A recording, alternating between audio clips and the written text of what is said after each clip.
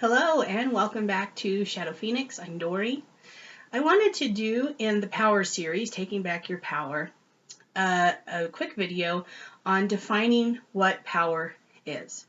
That way when we're talking about it, you understand where I'm coming from with it. We have a common vocabulary and some basic foundational ideas about power, what it is, and how to use it. So I'm going to jump right in. What is power? The way that I define power is simply the ability to create change. Power is the ability to create change. I think it's really important for us to say power is neutral. It's not good, it's not bad. It's really a tool, and it depends on the person and how they're using it. I think culturally we have seen power abused so much that it has a very bad connotation for many of us, and we don't feel that power benefits us. We mostly feel disempowered or controlled or stripped of our power. And so talking about coming into our own power and being personally empowered is almost like an irrational thing for us. Like we really can't understand, like that doesn't make sense for us. Power is something that everybody has. Every single person has power. I think something that is very specific to differentiate is that not everybody feels that they have power. Having power and feeling that experiential empowerment, like I feel like I have power, those two things are very different. And so that's really what we're talking about, is moving from that principle that everybody has power to an experiential, everybody feels that they have power and they are skilled in being able to use it in a way that works for them forward. Okay. I have notes. I'm trying to up my game here, people. Give you some good content, some quality information, valuable content that's usable for you. The other note that I made is that power really is love. When we come back down to an energetic state, everything is awareness, everything is love. It's that basic foundational energy. And if you believe that God is love or the universe is love, power is an expression of that love. Very simply, it's the ability to create change. And when everything is love, the change that occurs is loving. So again, yes, in a social 3D construct, it can be abused and misused. But essentially, we can begin to pave our way back to having personal empowerment by understanding that power is love. Think about a parent. If you're a parent or you have a parent that's loving, when that parent creates change in their family or on behalf of their child, that's motivated by love. I want to make you go to a better school. I want to make it so that we have more money. I want to make it so that we can go on vacations. I want to make it so that you have a better life in some way. If you have a lover or a partner and you want to create change for them, you want to have more intimacy in your relationship, you want them to be happy, you want whatever their goals are, you're supporting them. That's empowerment, and that comes from love. And so when we're empowering ourselves, we can also remember that that's coming from a place of self-love and self-care when we're self-empowering, and that that's beneficial. Anytime that we use love and our basic goodness, and we're expressing that, even if it's power, we can help that stop being a dirty word. Anytime that we use power to express love, self-love, love for others, we can begin to tie power and empowerment and expressions of power to something good and positive and beneficial. Okay, and we can release this cultural paradigm that being empowered is bad, or even that it's impossible. This is a journey. It doesn't happen all overnight. It's one step at a time. And so as you maybe have an end goal or a vision for where you'd like to be, it may feel like you're very, very far apart. But if you just take one step towards that goal of personal empowerment, and there's a lot of ways to do that, then every time you take that step, you're moving forward. And being personally empowered is about the journey. It's not about a destination. Because again, this is power. This is something that we express outwardly. Even if it's self-love and self-empowerment that we're feeling internally, when we express it outwardly, that's something that people can see. And that's very digital. That's very like it's happening or it's not. And if you are empowered in that moment, That is 100% true and real and happening. And the more you do that, the more you activate your power, express your power, own your power, take back your power, live from your power, the more that you are being an empowered person, and it comes from your being. Again, everybody has power. So this is not something that you have to learn how to do or learn how to get. It's really something that it's a process of us learning how to stop disempowering ourselves, how to stop giving away our power.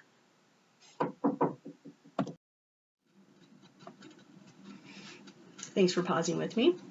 So I just want to reiterate that the process of personal empowerment is really about stopping ourselves and holding back when we're robbing ourselves of our own power, abdicating authority, letting other people choose for us, accepting other people's paradigms and their truths, accepting being controlled, being dominated, being abused.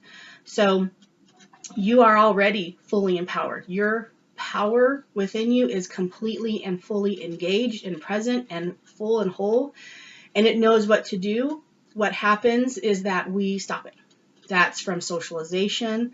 That's from times where we did express power and we were traumatized and abused for that, and we learned that it was maybe safer in that moment to put that power away.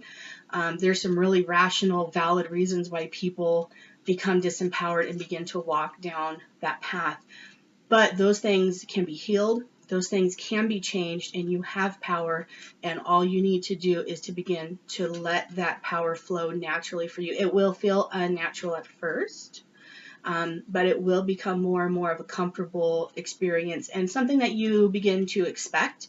And then you'll find that when somebody attempts to control or dominate you or something like that, it feels very uncomfortable, and that you have a reaction. You're like, yeah, I'm good with that. Like, that's okay. So that's what I mean when I talk about power.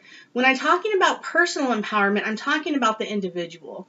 I think that, again, in our patriarchal Western society, we very much have power as power to destroy, power over another, really sick and destructive ways that people have used power, which isn't even really true power. So maybe we need to find another word for it, because really it's abuse, it's domination, it's robbing people.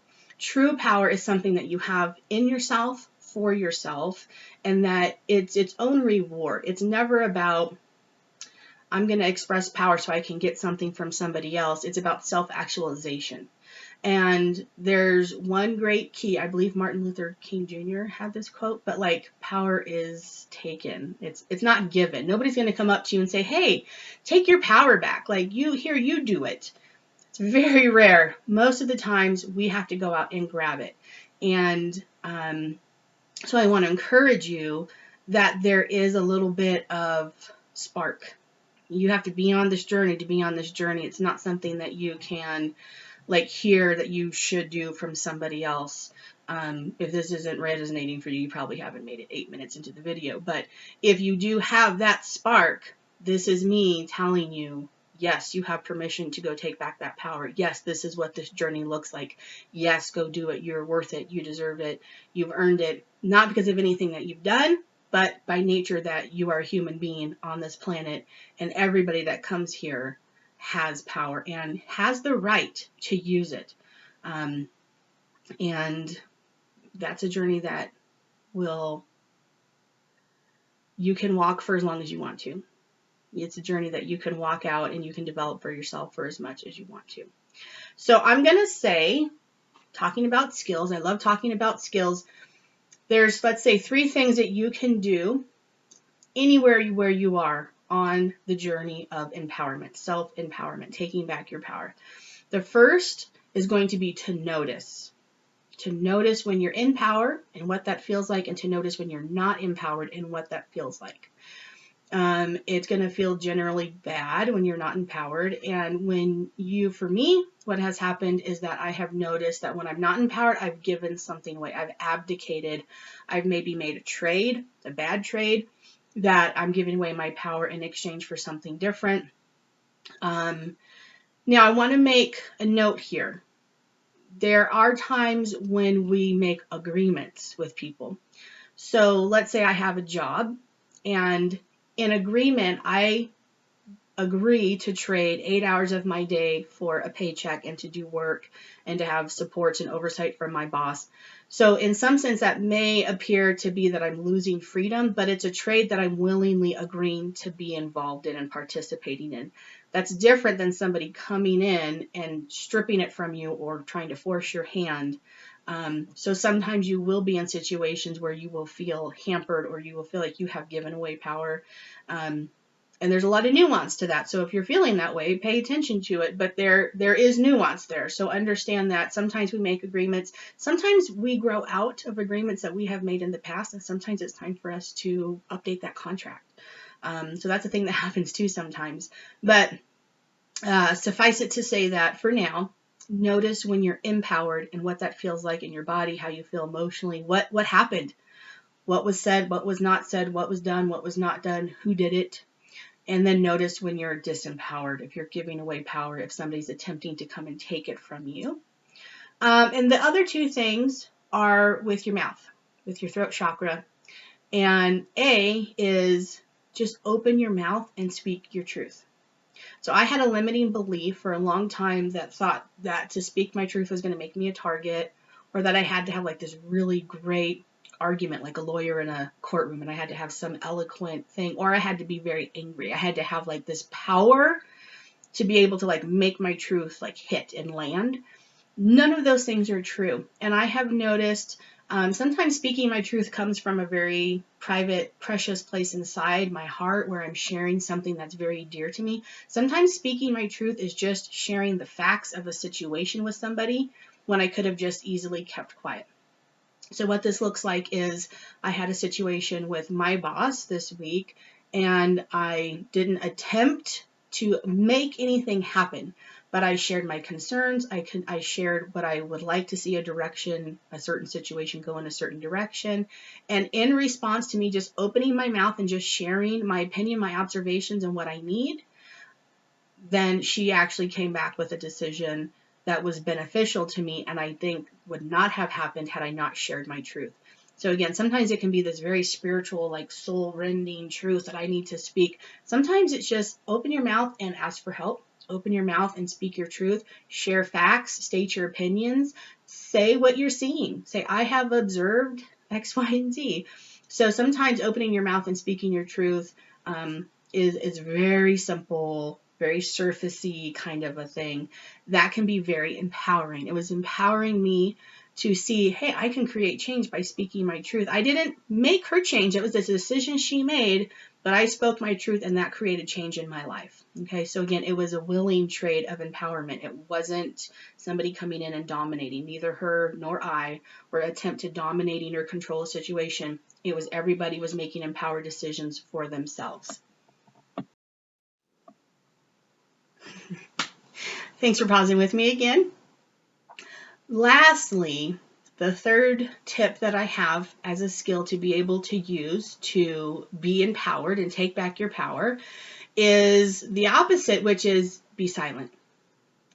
There are times when our silence is extremely powerful and we don't need to say anything. Have you ever seen two kids fight and they're bickering back and forth? Yes, you did. No, you didn't. Yes, you did. No, you didn't. They are communicating their sense of powerlessness by this bickering, and sometimes we do that. We give away and we kind of tip our hand at our own belief and our own disempowerment by the things we say. You only ever need to say something once. After that, you don't have to say anything. You just do what you said you were going to do. Sometimes it does take time for us to retrain people how to treat us. Sometimes it takes us time to retrain ourselves on how to treat us and how we want to be treated. But don't underestimate the power of silence. Don't feel that self-empowerment has to do with a lot of words or strongly worded or aggressive words or violent words. Sometimes silence is your most powerful expression of your own sense of power. How many times, if you're a king or a queen and you're royalty sitting on the thrones, how many times do you ask for something to be done? Only once, because their own sense of empowerment, their authority dictates that this is something that I'm only going to say once. I only need to say it once. And again, when we have that seat of power and authority and our own sovereignty seated and rooted in our being, and when we really realize that and feel that, we will start to speak less. And we will let that silence speak for us. We will let our actions speak for us. Okay? I hope that was helpful, and I hope that brought some clarity to the topic of power and what it is and how to begin engaging with it more. And go take back your power. Have a great day.